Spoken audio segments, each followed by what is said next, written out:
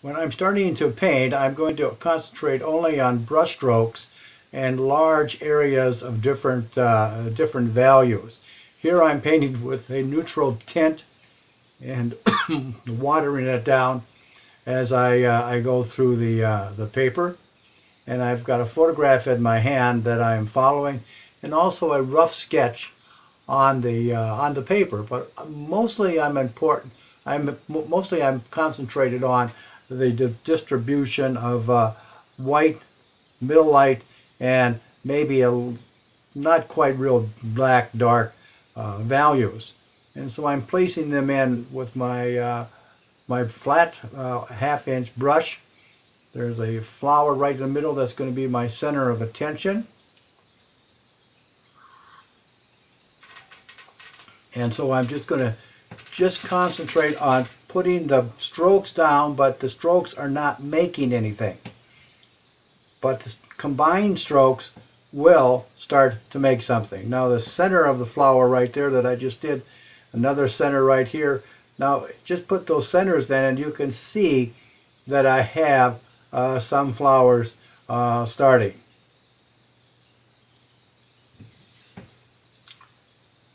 And so as I continue, I just keep looking at the different values and strokes and shapes that I see. Now there's a time where you're going to have to dry it because it just goes wet into wet, and so you want to stop that. Now there's a flower that's going to go right in the middle, right in that very gray part, and then I'll go around it and I'll give the shape of the flower with the negative space painting.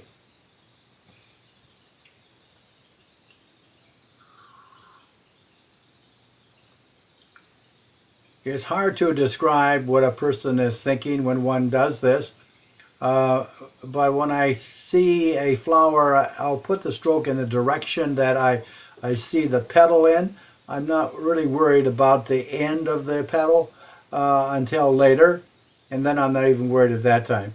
So here's where I'm starting to define this middle flower. I'm not particularly like that last stroke I put in, but I'll work on it and just keep adding on. This is a building process, and be determined. Own your strokes. Don't go fiddling around and look like you're just doing a dance and you're not really committed. Be committed with every stroke that you put in.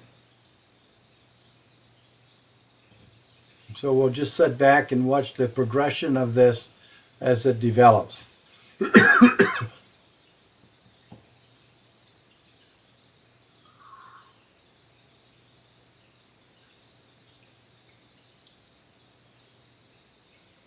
Now just notice down at the bottom there I have three values: white, middle, and dark. And look at the dimension that one gets out of that flower just with those three values.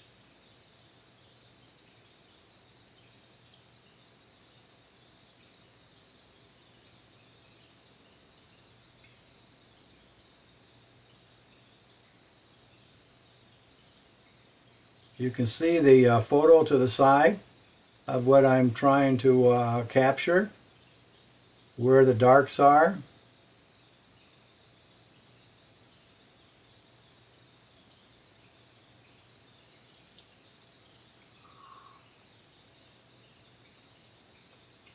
I think this process works better if you have a flat brush, mainly because the round brushes you tend to want to draw, and with a flat brush you tend to want to make big shapes, brush strokes that are flat and wide. And right now I have a round brush on, and you can see how I'm starting to draw, which at this point of the game is not good.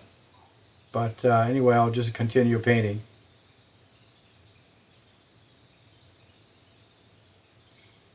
Determining where some of the darks are.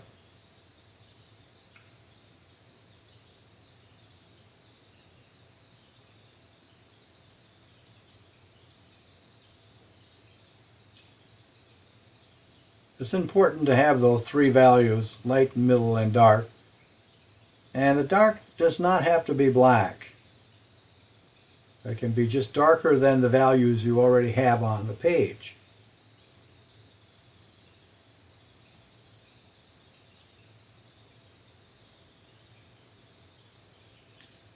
Sometimes it's difficult for one to leave just a brush stroke, one brush stroke alone.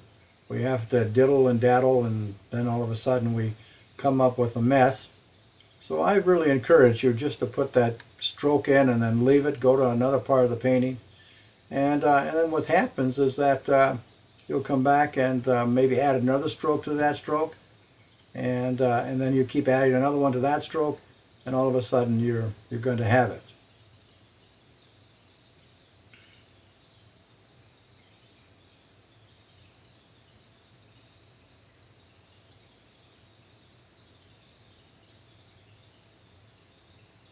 You know, shading in, I'm looking at, squinting at my picture and saying where are the bigger areas for shadow, and I'll put those in. This is a little bit too light up there, so I'm going to put it so it goes in the back, further back.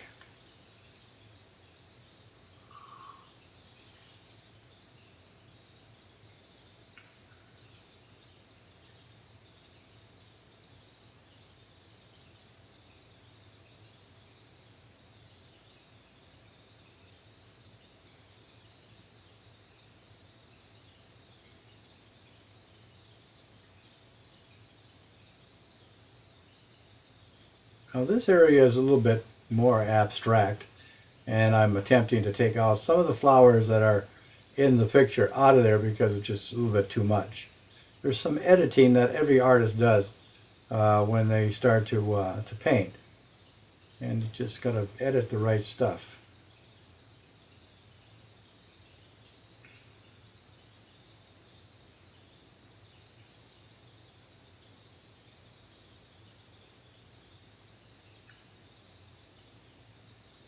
A little bit too dark, so I've erased that part.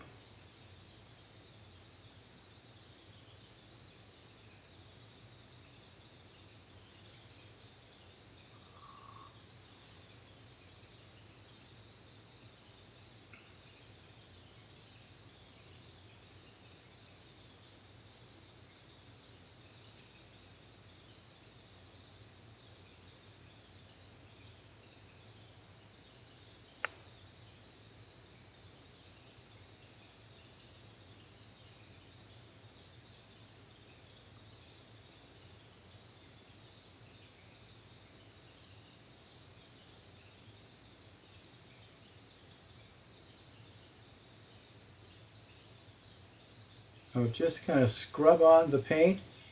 If you see a big area, just move in and scrub it on like I just did, and then put some other values inside of that value. Don't be afraid of destroying the painting. This is where you can be really free, because actually this is only a value sketch, and you're hunting for a way of proceeding. Dry it in between. I don't care how many times you dry it. You can dry it as many times as you wish to. Sometimes, though, it's fun not to rely upon the dryer as much, and get those surprises when one color next to another color merge because of one being wet.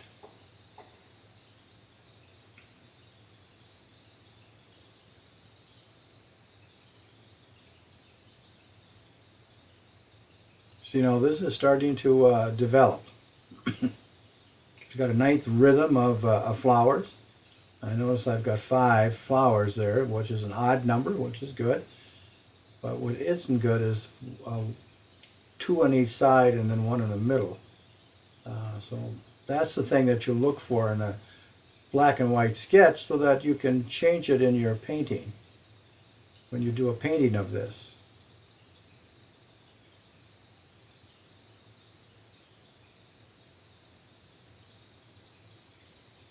A little stem right there, but I don't know exactly if I should have had that in there or not. There comes another flower, which now we got to 6. 3 on one side, 2 on another. That's not too bad.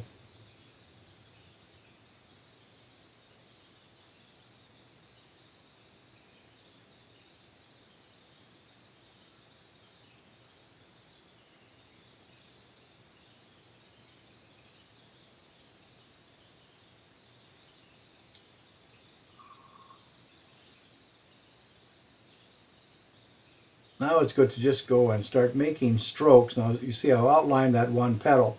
I wish I didn't do that. I wish I had just stuck to strokes. And that's a stroke. Uh, and not doing drawing with the outlining of the brush. I'm more critical of myself when I'm painting like this and then communicating it to you so that you can see what's going through my mind. Put a few little dark areas right in here.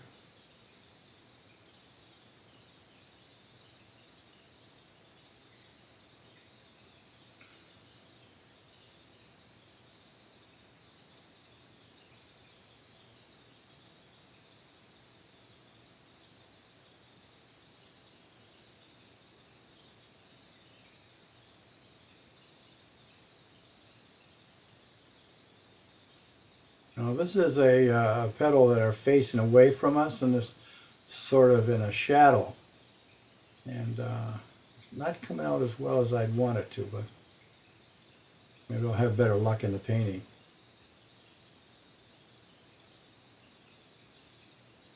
If you have anything that is a problem in your value painting, you can guarantee that problem is going to pop up in your painting later, so you should try to resolve it here. There we go.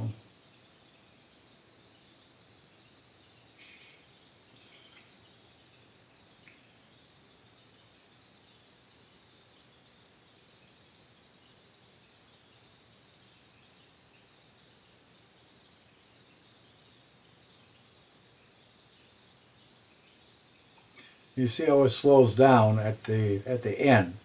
You can block it in really free and so forth, and then you start to look at your brush strokes and exactly where you want them to be and where the values. And so you just sort of take your time, one stroke after another, step back, take a look at it, put it in a mat, study it. Remember, this is our guide. That's going to be our roadmap when we start to paint the other painting. A bit of dark up there, I think that would add to it.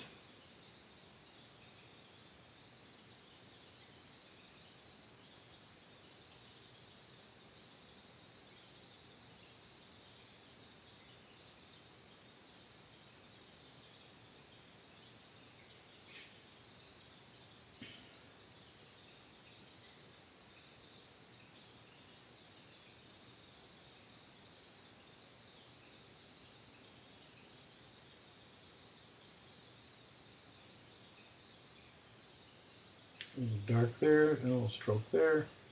You know, you sort of balance those darks, lights, and grays.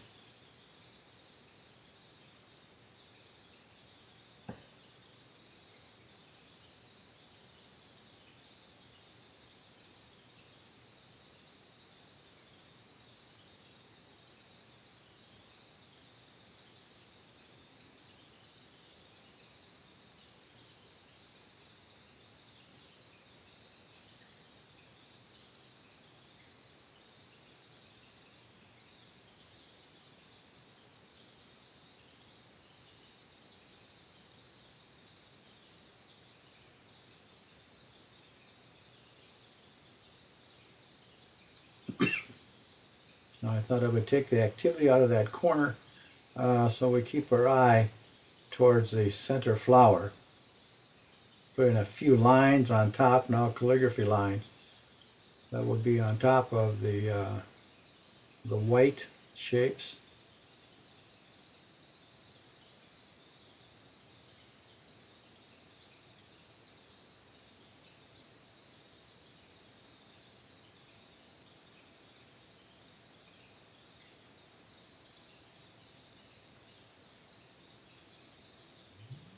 Value sketches, I like value paintings versus value sketches because you're using a brush, you're using water, and you get sort of an idea of what your picture is going to look like before you even do it. So now let's go ahead and start doing a painting of it.